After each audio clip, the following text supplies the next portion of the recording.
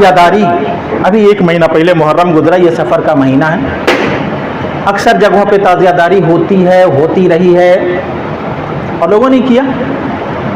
आज हालात बदलते बदलते बिगड़ते बिगड़ते इस नहज पर पहुंच चुके।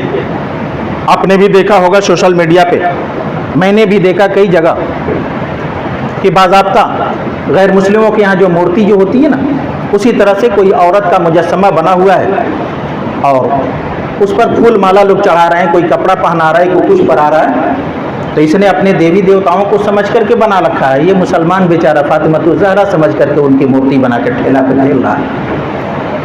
वो दिन दूर नहीं कि शायद 1 आध साल और अगर गुजरेंगे ना, तो इन्हीं की तरह से घरों में छोटा छोटा मंदिर बना बना करके उसमें फातिमतुज़ ज़हरा की मूर्ति सजेगी, हसन और हुसैन की मूर्तियां सजेंगी, अली मुर्तज़ा की मूर्ति सजेगी और उसके बाद अगरबत्ती घुमा घुमा करके उनकी पूजा शुरू हो जाएगी। जानते हैं ये लगवियात, ये खुराफात की शुरुआत कहाँ से हुई? समझ सकते हैं कि ये ताज़िया दारी से।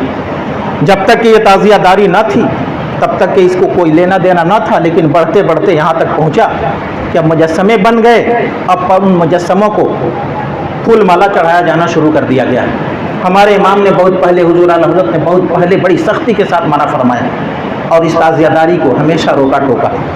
बड़ी बड़ी खानकाहों में लोग, गिनी चुनी बाज़ खानकाहों में इस पर अमल करते हैं, ताज़ियादारी करते हैं, कराते हैं और ऊपर से हवाला क्या देते हैं। आज वाले जो पढ़े लिखे गुजर गए मैं उनकी बात नहीं करता, लेकिन आज वाले जो अंगूठा छाप हैं ये जवाब देते हैं कि मियाँ अगर ताज़ियादारी हराम है तुम्हारे कहने के मुताबिक, तो फिर ये करने वाला मुजरिम हुआ, खताकार हुआ, वो गुनाहगार हुआ, फासिको हुआ, फाजिर हुआ।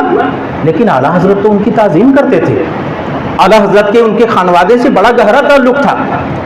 तो तुम कहते हो कि यह हराम है, अगर हराम होता तो आला हज़रत उनकी ताज़ीम क्यों करते?